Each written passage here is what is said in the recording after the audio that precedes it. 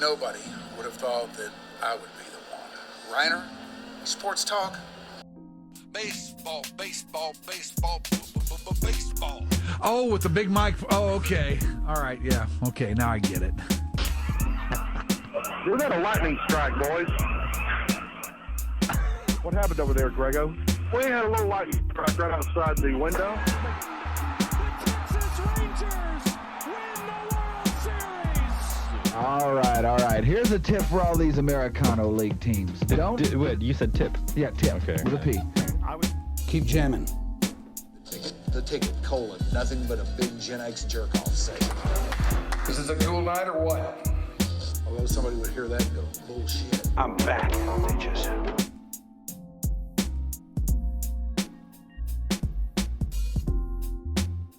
Hello again, everybody. Welcome to another episode of Your Dark Companion. It is a wonderful, wonderful day. This Monday, the 16th of December, as we all work our way ever closer to the big day, which is coming up in 9 days now.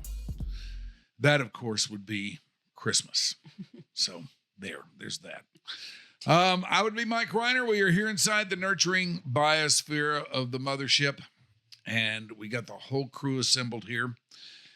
And it is another episode of YDC. And today, we're going to talk about something that seems to be creating quite a bit of hubbub out there in Gen Pop. That is the HBO documentary, Yacht Rock. Now, I saw Yacht Rock for the first time a week ago Friday night. And I was so blown away by it. It's so good. And I thought it was so astounding that I was compelled to post about it on Twitter, thinking that it would not get much buzz or anything like that. It'd be just a regular old post, and that would be that. Well, it got extraordinary buzz. I mean, people retweeted, people liked, people did this, people did that, people did whatever they do to tweets. I don't know enough about them to know myself, but they did that. And along the way, I heard from a guy named Andy, what was his last name? I don't remember. Barbosa, I believe. Andy Barbosa, who said, hey, I believe I can get the director of that Yacht Rock on for you if you'd like. Now, my first reaction, because I'm an old guy and I've been doing this for a long time, my first reaction is, yeah, sure you can. I think first that they're going to be yanking my chain and going to get some yuckster on there that is going to make me think I'm talking to the guy that I'm really not. They're going to be filming it and it's going to go up on YouTube and stuff, and I'll look like an idiot. So I kind of didn't get back to him for a couple of days, and he got back at me again and said, hey, I want you to talk to my cousin. And finally I said, okay, if you can do it, let's do it. Well, lo and behold, his cousin directed Yacht Rock, and his cousin, Garret Price, joins us right now. All right. Hi, Garrett. Hey guys, thanks so much for having me. Well, I feel like I'm sitting in royalty right now. What you meant to me growing up in Dallas, I'm giving back the favor, I guess. I am so excited to talk to you, Mike. Well, I appreciate that. We're very excited talking to you, and I'm not exaggerating with what I thought about Yacht Rock because I've watched it once for the past 3 days to get ready to do this. I mean, once every day. So I feel like I know this thing pretty well by now. But yeah, I really appreciate you doing this. And I was duly impressed to know that you do have Dallas background. Tell us a little bit about that. Okay, so I grew up in Carrollton, Texas, North Dallas, basically. I went to Newman Smith High School, go Trojans, graduated in the class of 98. Went to the University of Texas for undergraduate, studied filmmaking there, and then came out to LA in 2003. But I am a Dallas sports fan. It's in my blood. I only root for the Mavs, the Rangers, the Cowboys, the Stars. And yeah. it's my kids root for Dallas teams. Like Dallas is my home away from home. I still have family there, obviously. So it's not hyperbole when I say I used to listen to you every single day growing up, Mike, on the radio. Oh, Well, I appreciate That's it. That's really cool. So in 2003, here you are sitting here with a film degree in the remote yet burgeoning outpost of Dallas, which doesn't have much to do with the film scene. And you said, screw it all, man. I got to go to LA if I'm going to do this. Yep, I kind of had that come to Jesus moment. I'm like, I don't know if I want to keep cutting corporate videos. You know, I really had my heart in making movies. And on a whim, I applied to this school called the American Film Institute for graduate school. I got in, and 20 plus years later, here I am getting to talk to you. So it's life's decisions, right? It's pretty exciting. So what have you done prior to doing Yacht Rock? Anything we might know? Yeah, I have a kind of interesting career. I would say I'm an editor, a film and TV editor first, and I kind of fell into directing documentaries. I did a TV series called Daisy Jones and the Six as an editor. I did, a show called Under the Bridge. I started on the TV show Nashville. I don't know if you remember that series. Yeah. As an editor, and I kind of worked as a scripted editor, and I still do. And then through a friend, I made a documentary called Love Antosha, which is this documentary about the late actor Anton Yelchin. He played Chekhov in the Star Trek reboot movies. Mm-hmm. His parents were looking to make a documentary. I had edited documentaries before. A friend was like, I think you should direct this. And I reluctantly kind of went in with it, not thinking I was the right person, but I fell in love with the story. I made this documentary, all of a sudden got into Sundance. And all of a sudden I'm a documentary director being asked what I want to do next. And so I kind of have this career where I still edit scripted TV shows and movies, yet I also get to make documentaries on the side, as I call it. So my next doc was a doc called Woodstock 99 for HBO. Oh, yeah. Yeah, I don't know if you ever saw that. That was a darker story than Yacht Rock, obviously. But I did watch it a couple of weeks ago. Oh, did you? Yeah, I did. I call that a Trojan horse film, where I kind of used the festival to really explore like late 90s culture. Yes. So I didn't really get to celebrate music in that film or showcase music of Limp Bizkit or Korn or Rage Against the Machine, the acts that played there. So I knew if I was going to do another music documentary, I wanted one where you kind of could, celebrate music and the art of making music and the stories behind it. So was doing the Yacht Rock thing your idea, or did somebody approach you with the idea, or how did it come together? Yeah, it was a kind of a number of things. I had done Woodstock 99 with this guy, Bill Simmons, who has a company called The Ringer. He used to do the 30 for 30 docs, Yes, back at very ESPN. familiar with him. Yeah. And so I did Woodstock 99 because they had seen my first film and liked it. And Woodstock 99 did well for HBO. And they were like, Garrett, if you ever want to pitch another music doc or another documentary to us, we'd love to hear it. And I was working on that show, Daisy Jones and the Six, at the time. So I was kind of immersed in like 1970s Los Angeles, Sunset Strip music. Mm-hmm. But what I found so interesting, I think a lot of people romanticize about that time period. They always go towards like Laurel Canyon and Fleetwood Mac or the Eagles, yet this whole other scene was happening in LA simultaneously. And that's these incredible session guys making music day and night in this ecosystem of recording studios in Los Angeles. So I knew there was a story there. I still didn't know what it was. And coincidentally, I became friends with Christopher Cross's daughter.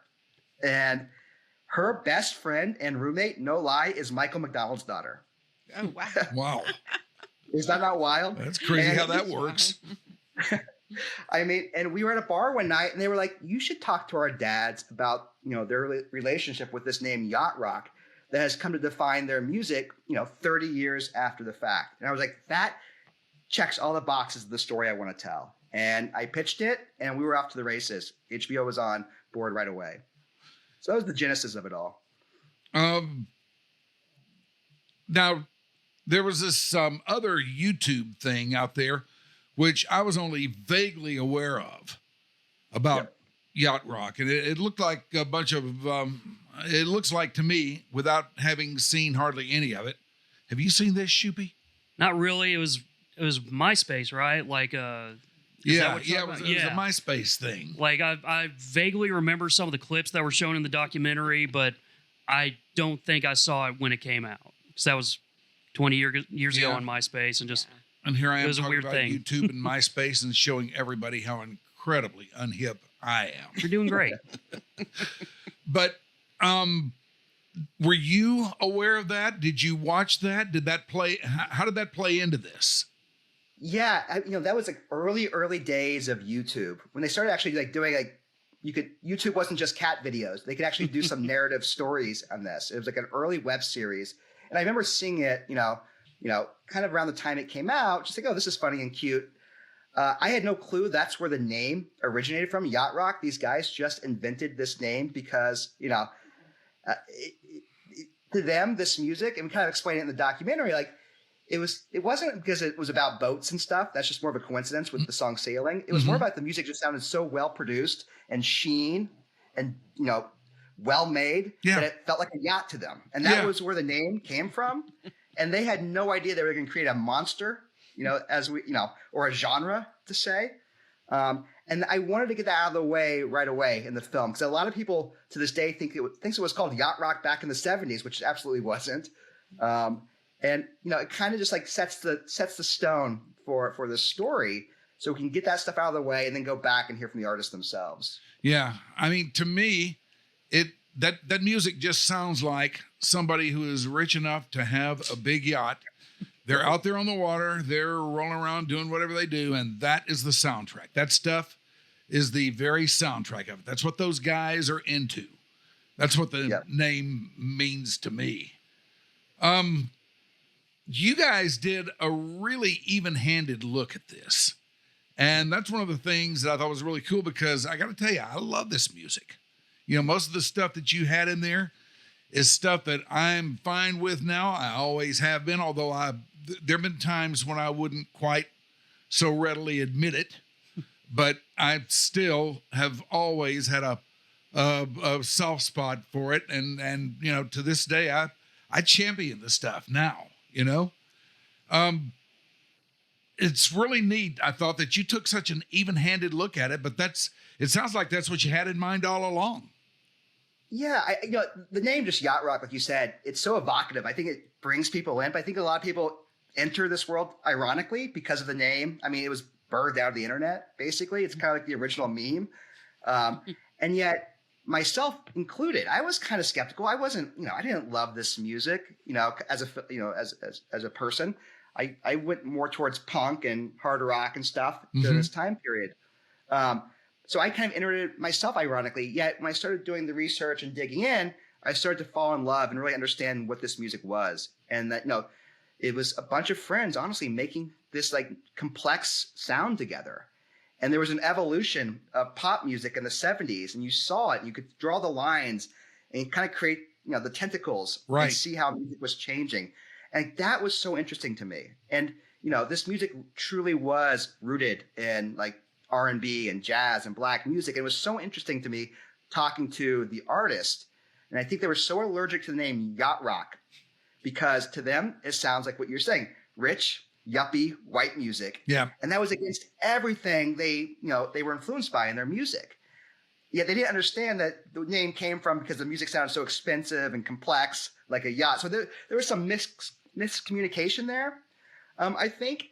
But in the end, I think they've come around to it, especially kind of, as they understand that they were creating a genre of music, whether they knew it or not.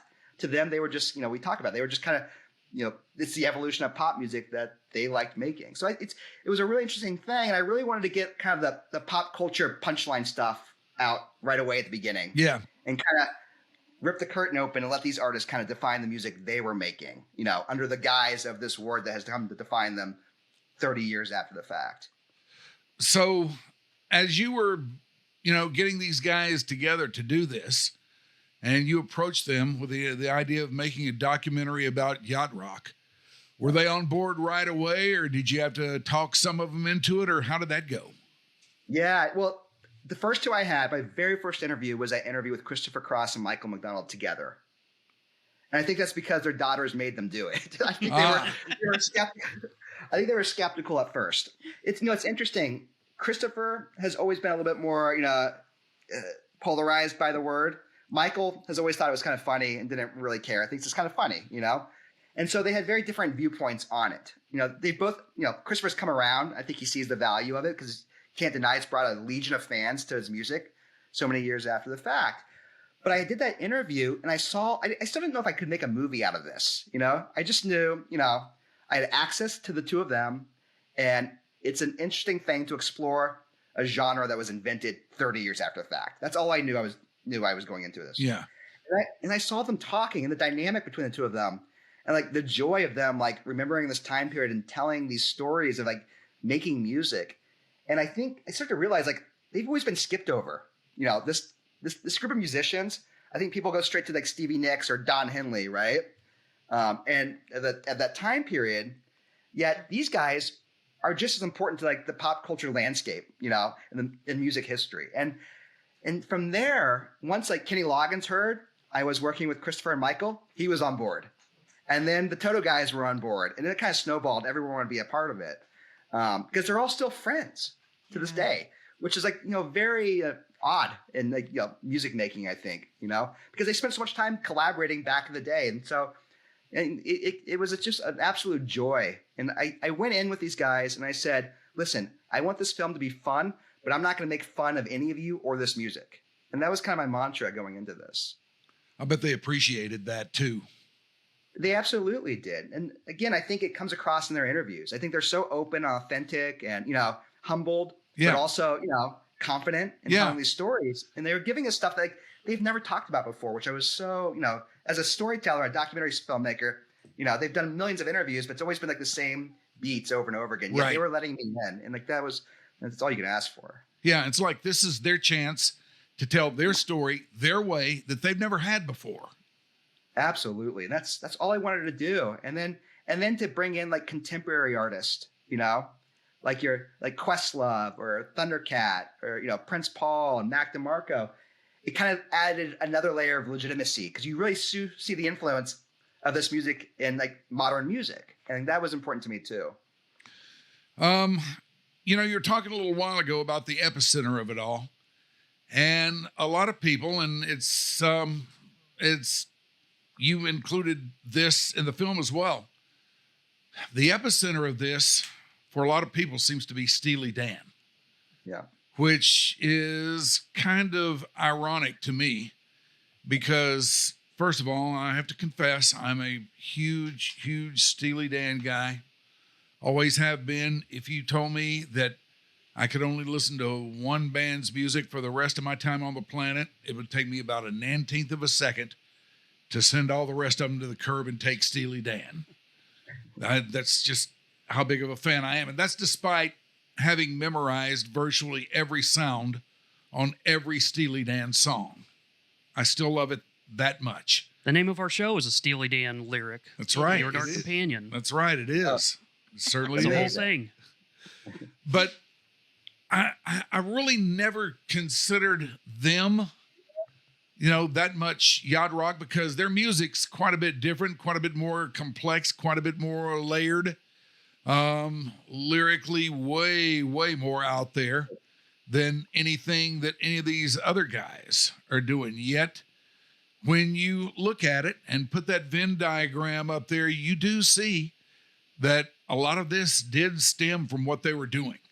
More in, I don't know, maybe more in form than content, but the connection's definitely there. Yeah, I kind of try to describe Steely Dan as the Big Bang of Yacht Rock, right? And it's because of their influence, into this sound and what you could do with pop music at that time. You didn't have to play it safe. And some of these artists, started their careers with Steely Dan, Yeah. The Picard brothers and David Paich from Toto and obviously Michael McDonald doing vocals on so many songs. And I really tried to make a point of how they took what they learned with Walter and Donald into their own work, how they could push their own music or with the bands they were playing with Michael and the Doobie Brothers. You can go into this direction and change the sound a little bit. You can get a little bit more sophisticated in pop music. And I found that so remarkably interesting. I wanted to roll with it. And it makes sense as you start to really kind of look at liner notes of that time period. I really wanted the movie to feel like the back of a record, right? Yeah. And kind of just dig into like these stories. And, and it's funny because, they all talk about everybody from Christopher Cross to Kenny Loggins to Michael, to the guys, is how much they just wanted to make their music like Steely Dan's music, Yeah. And like they were using the same producers, some of the same players. And, and I think when you look at it that way and step back, yes, the lyrics, Steely Dan's lyrics are much more sardonic and darker and, there's a humor to it and it feels a bit smarter than what you associate with the word yacht rock. Mm-hmm. But I also try to make a case that yacht rock isn't necessarily about just lyrics. It's really about the music, the actual music, and the complexity and like this infusion of jazz and R&B that, Donald Fagen thinks of himself as more of a jazz musician than a rock guy, Yeah. So I think you start looking at it like that and it does make a lot of sense. And man, I had no idea how polarizing Steely Dan fans were going into making this. Like, if you see the emails I get or the messages, the tweets, some people loving it, like you coming around and understanding it. Some people saying, how dare you put my precious Steely Dan in the same category as Christopher Cross and things like that. So it's been fun on that aspect, of it all. But, I like making something that provokes people. I'd rather that and have conversations than like people saying, oh, that's okay, and move on in their lives. Yeah. I mean, provoking people and making them think about stuff and maybe making them look at something or someone another way. I mean, you do something like this, that's what you're there to do. That's what you're trying to do, Absolutely. And I would, that's the whole, why else not? Why would I not do that? What's the point unless you're like, make people go outside of their comfort zones and think about things that they always thought they had the answers to. And like with, making a music story, it's interesting because music docs are like catnip, right? You're automatically going to get an audience because of what it is. They have a fan base already. But something like this, where I have these super fans and I have people that think they hate this music or people that truly hate this music, I want to make it, I don't want to use the word broad, but accessible to everybody, Mm-hmm. The super fans feel like they're learning new things. People that thought they hated this music kind of come around and turn on it, kind of like myself, and people that are discovering it for the first time, and I think, hopefully I succeeded in all three of those things. I think you did too. I think you really hit a strong note on all three of those factors in this. I want to bring up a few of the guys in here and just get your impressions from what it was like interviewing them, being around them, seeing them in a little bit more natural habitat than maybe the masses do. One of those is Michael McDonald. Now, if there is one guy who is maybe the logo for Yacht Rock more than anybody else, it's him and the sound of his voice. But it really took this to make me see that his voice is indeed the hallmark sound of this thing. But what I didn't know was in addition to all those great songs and all that great singing that he's done and that great voice of his, he gave us that crazy little thing known as the doobie bounce. Yeah. And I did not realize how prevalent that has been. And for those who haven't seen this yet, the doobie bounce is the piano rhythm that Michael McDonald plays on What a Fool Believes. And how that, after that song came out and was such a big hit, see, this is What a Fool Believes here.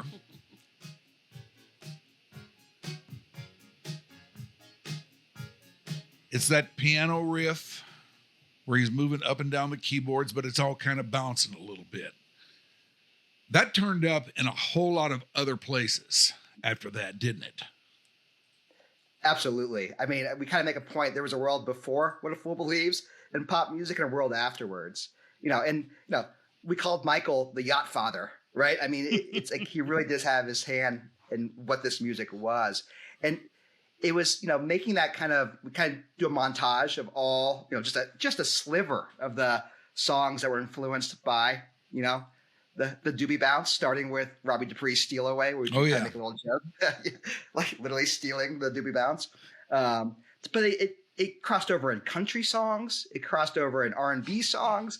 I mean, it was wild the reach that rhythmic motif that he created for that song had.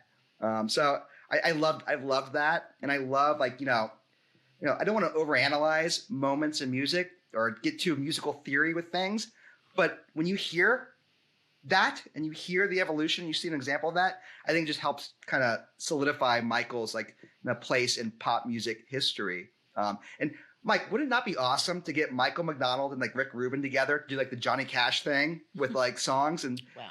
I'd love to hear, Michael's, rendition of Hurt by Trent Reznor or stuff like that. I think that's the next phase of Michael McDonald's career, is doing kind of the Johnny Cash thing and bringing back songs with that voice of his. Boy, that would be pretty awesome. Yeah. If that happens, I hope you get royalties. Yeah, right. Yeah.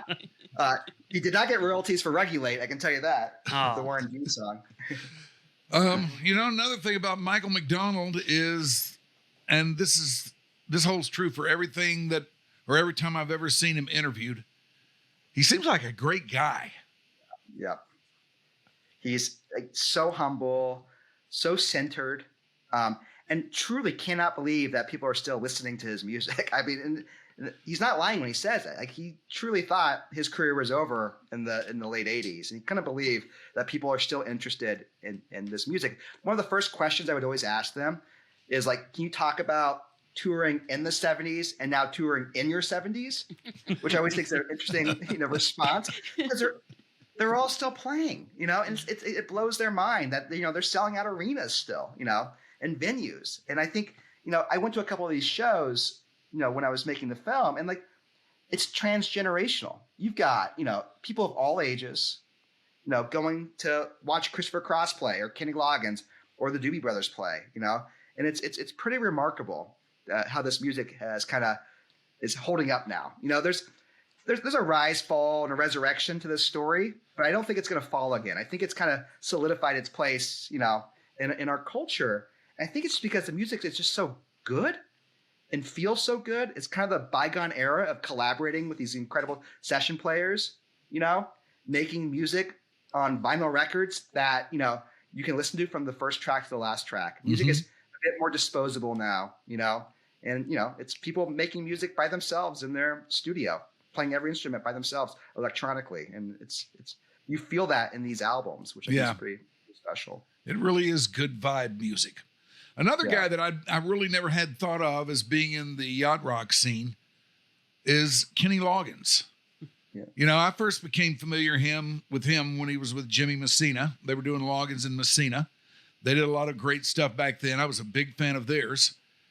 But when you look at it, and if you watch the film, you must look at it. Sorry. But if you do look at it, then he's very much in that mix, isn't he? Absolutely, especially when he went solo being with Messina. Kenny is so good at adapting, right? He started doing the folkier thing with Messina. Then when he went solo, he did more of the, the yacht rock sound, and kind of really leaned into his influence of Stevie Wonder and Motown, and added that into his music. And then when he kind of saw the downfall of this sound, he saw a safe haven in music soundtracks, and became the guy to make a movie soundtrack song. So he's remarkable. And again, his music during his solo career is what I was probably least familiar with in all of this. Yeah. And his stuff is so good. Those albums, there's kind of 2 or 3 albums he did during this time period.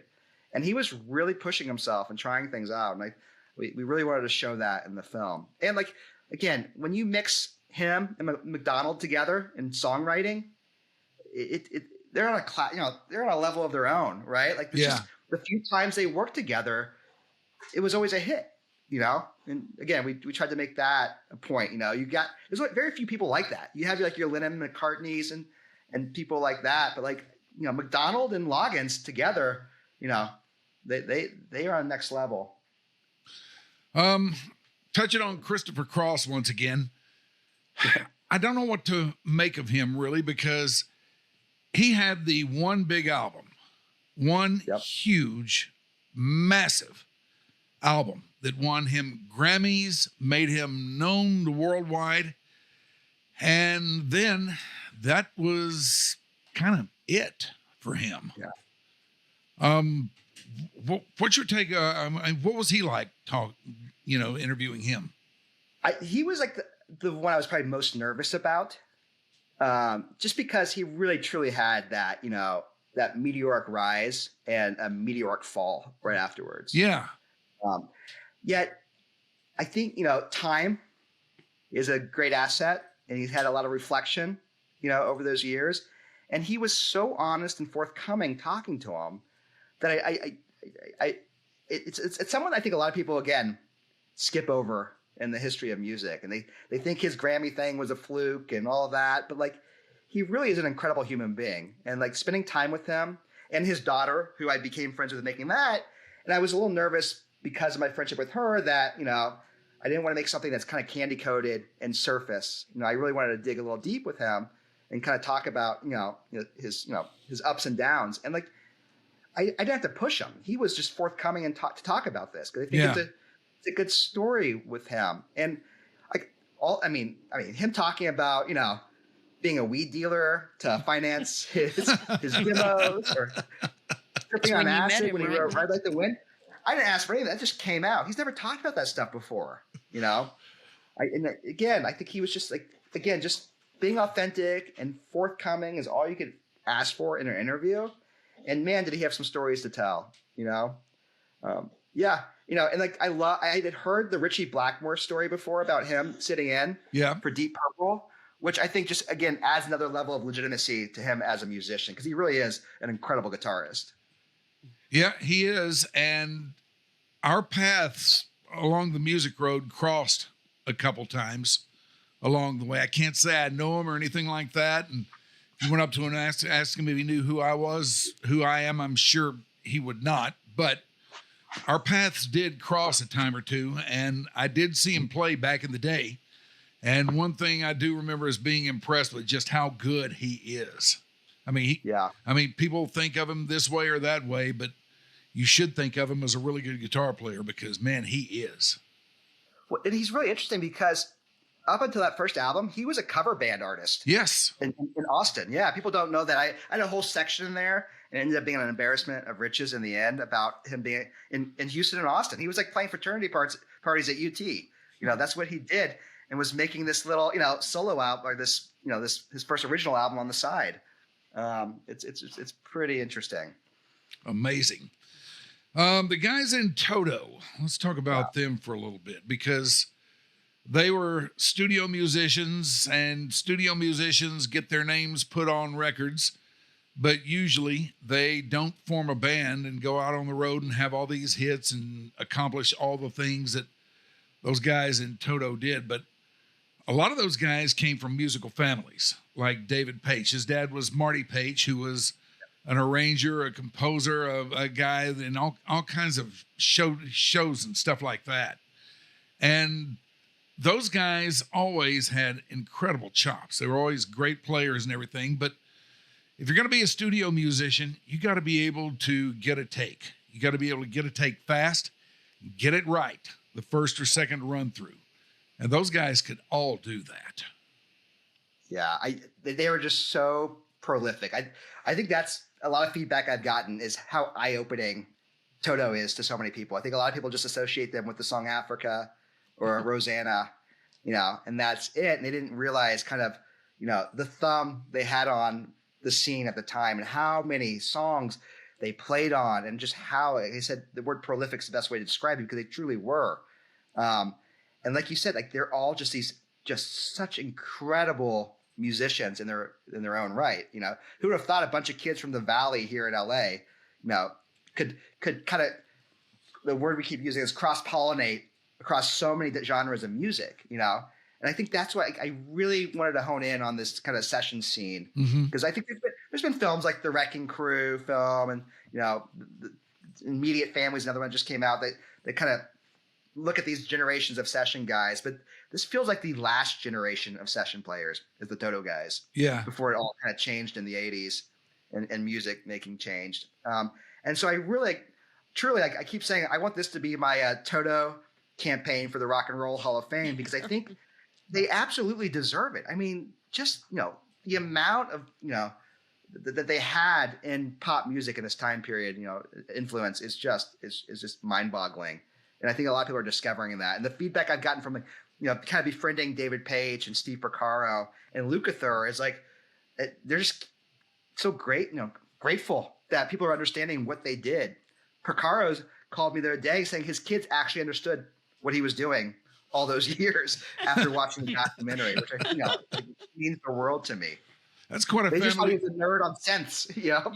That's quite a family those Porcaros had back then. Oh my gosh! I mean, Jeff Porcaro was the heartbeat of this scene. He was pretty amazing. All of it, and Mike Porcaro. They're just all just amazing musicians that deserve deserve the light in the sun because they deserve it. I don't know what to say about it. Jeff was really, really young when he first started getting into session work, wasn't he? Yeah, like 18 years. He was playing with Steely Dan when he was 18 years old and doing sessions with them. That's astounding. That incredible? That's astounding. Right? I can't imagine anody under 50 playing with Steely Dan. Yeah, right? Yeah. Yeah. Man, those Steely Dan fans, Mike, I got to tell you, man, it's wild. They love their Steely Dan. Yeah, they do. I don't know how much most of them understand it.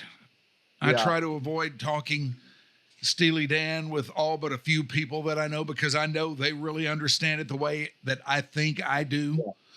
But most people just don't. I mean, Steely Dan is way over the heads of most people that I run into. I befriended Gary Katz, their producer of all their albums. Yeah. This. He is such a great guy. And they wanted to make what they wanted to make. The rules did not apply to them back then. They didn't care how much money they spent, whose feelings got hurt. They had a vision, and they got to a point where they could evolve that vision to whatever they wanted. And I think that's just so, it's just so remarkable. And, it says a lot, It's just, again, this bygone era. Who's going to give you hundreds of thousands of dollars to book out a recording studio for a year to come out with an album that we have no idea if people are going to like or not? Never again. No, never again. It's a whole nother complete dynamic now, Yeah. You want to talk about that now? Okay. All right, let's do. I thought the way the film ended was particularly intriguing. Tell us a little bit about how all that came about, your phone call with Donald Fagen. Yes. All right. So I had this film basically cut. I have 55 songs licensed for this movie, right? All licensed. Because I know a music documentary is only as good as hearing the actual music. Yeah. Right. Especially when you're, even part of the story is the sound, and how it's evolving and changing and creating a genre. The only thing I didn't have licensed were 6 Steely Dan songs. And, I created this whole, thesis of like Steely Dan, like I said, is the Big Bang, the primordial ooze, how we describe it, to this sound. And I'm like, and we're waiting for Fagen to get back to us because he owns all his publishing. And it's dark. I'm sitting idle for months, and starting to think, how do I make this movie without Steely Dan? I don't know how to do it. Finally, I get a phone call from Irving Azoff, his notorious manager, that managed Steely Dan in the 70s and the Eagles and still manages both bands to this day. And he's like, Garrett, I love the film. Donald's never going to give you the music. He hates the word yacht rock. Good luck. And I'm like, Irving, it's a love letter to their music. It really is. I'm bringing people in ironically because of the name, but I'm really showing there's so much more to this music. He's like, let me go to Donald one more time and see what he says with this kind of, new approach. I get a call later on. Irving goes, Donald says he's going to call you one day, Garrett. I don't know when that's going to be, but whatever he says, you record the conversation and you use that in the film, he'll consider licensing the music. And I'm like, okay. Weeks go by. I'm answering every single phone call from unknown caller, telemarketer, political call, because it's that time of year. And sure enough, like 3 weeks later, I get a phone call on a Wednesday afternoon at 3:00. He's like, Garrett, it's Donald. What do you want to talk about? And I'm like nervous and shaking. I'm like, Donald, give me a second. I'm going to switch over my phone to this recording device. I hang up on him with no callback number. I'm like, oh my God, I've ruined it. What do I do? I'm just sitting there like defeated. He calls back 10 minutes later. He goes, you got one more shot at this, kid. So I just put it on speakerphone, push record on my computer, and that's the conversation we had. Verbatim. Let's hear it. Here we go. Here we go. Oh, Mr. Fagan. Yeah, this is he. Yeah, hi. This is Garrett. I'm the one making this Yacht Rock documentary. Uh-huh. Yeah, so I've been talking to a lot of people that have played with you and Steely Dan over the years, and I was wondering if you'd sit down with me and talk about your music in this genre. And what genre is that? Yacht Rock. Oh, yeah, right. Well, I tell you what. Why don't you go fuck yourself? I'll take it hung up on me. Wow. Yep. You have been hung up on and told to go fuck yourself by Donald Fagan. I mean, I've peaked in life. That was the most amazing thing that's ever happened to me. I'm in awe of you, just sitting here looking at you and knowing that happened to you. So here's the thing, though, Mike. Minutes later, Azoff calls and goes, Donald's granted all his music to you, Garrett. And that was the story. So I think it was a wink.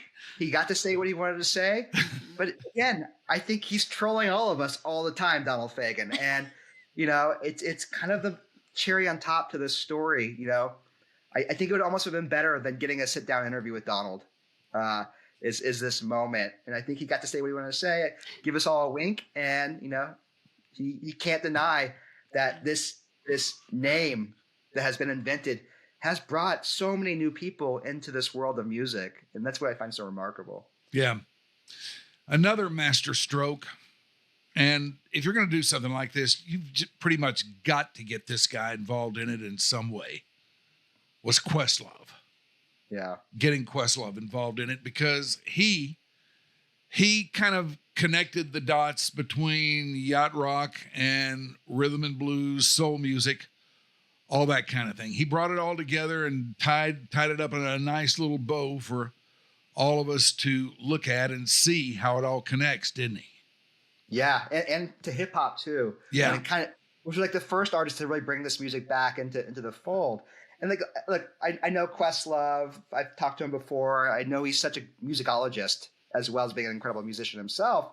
And I knew I could kind of use him as a spirit guide to take us through the story of this music. And he's just a super fan of it. And he's passionate about this music.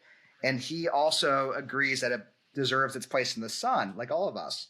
So when I reached out, he was on board right away, which I'm just grateful to. I know people always joke around, he's in every music documentary. That's not actually true. He just makes them himself now. Yeah. So getting him on board, I think, brings another level of legitimacy to this music.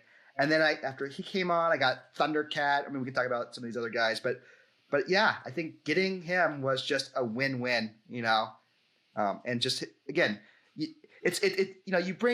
always kind of get like these culture critics or music journalists in these types of films to kind of give a little critique about it. But like getting an actual musician in to talk about this and kind of get us in the weeds a little bit, I love. Especially a guy like that who has done so much and is so genre non-specific, I mean, he's one of those guys who is truly neither fish nor fowl. He has done just about everything, hasn't he? He has done just about everything.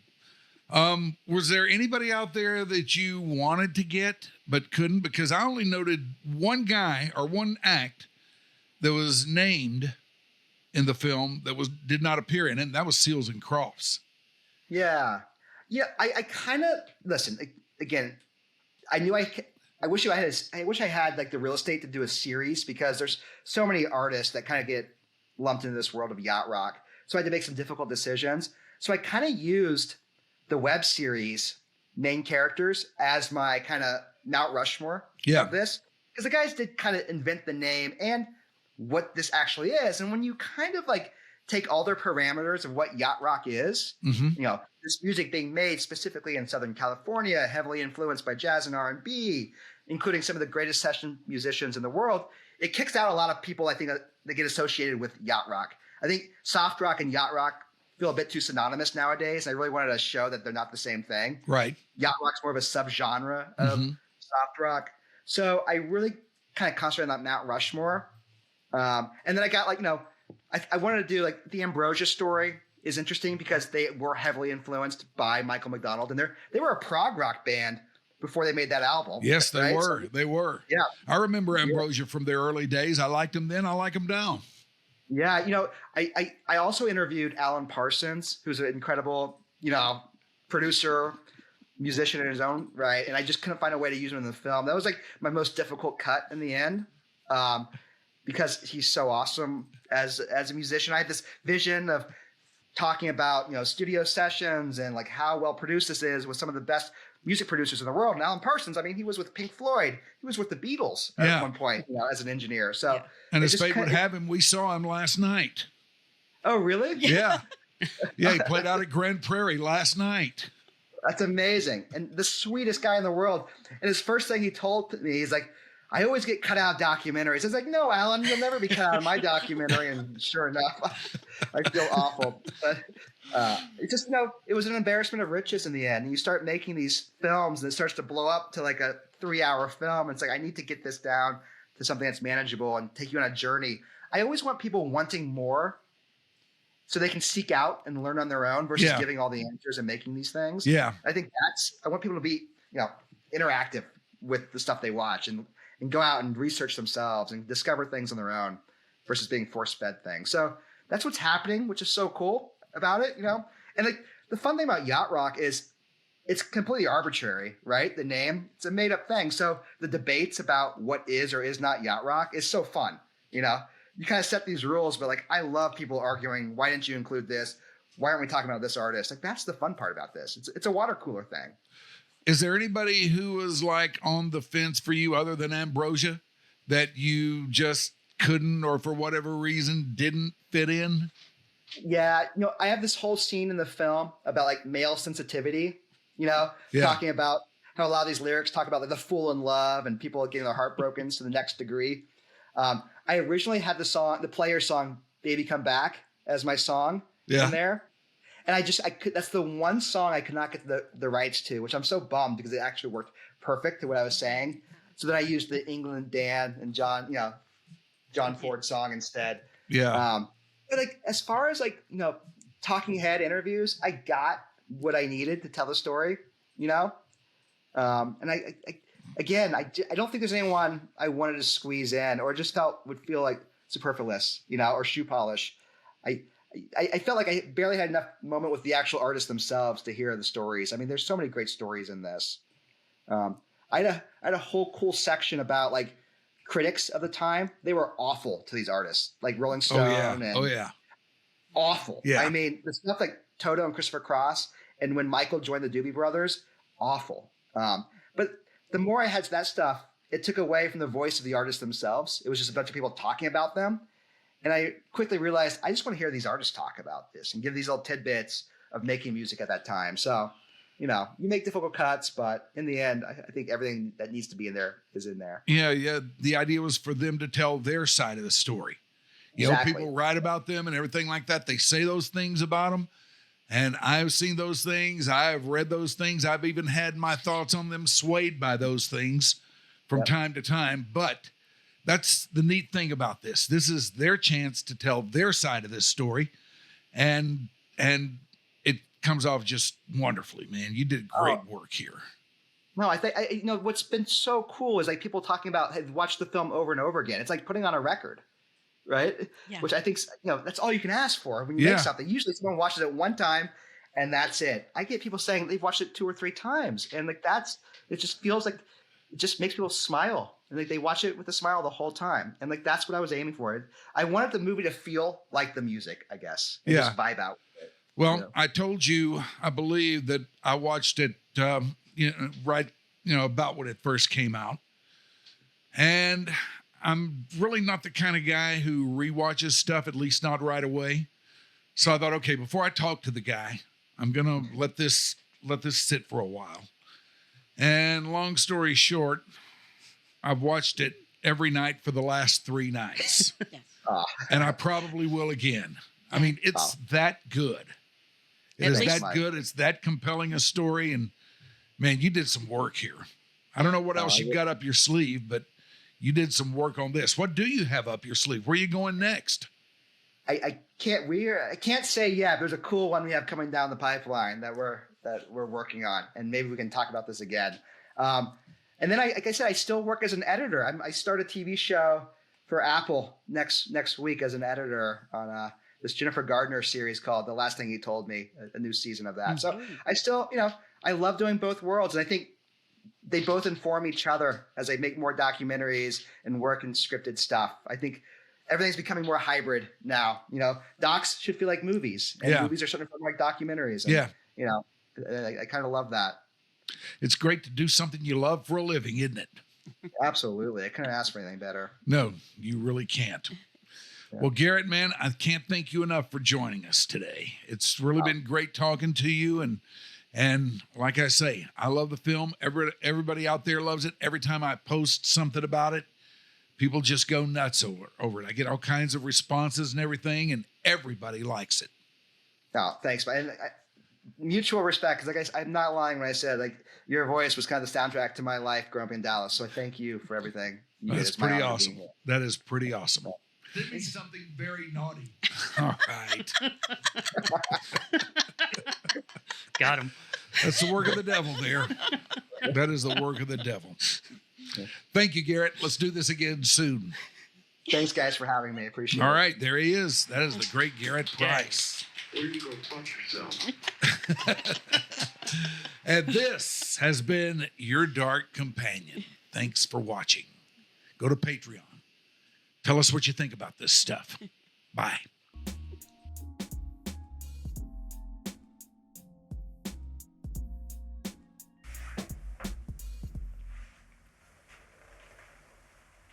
All right.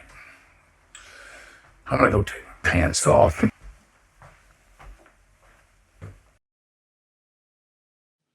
Your Dark Companion is a Stolen Water Media presentation.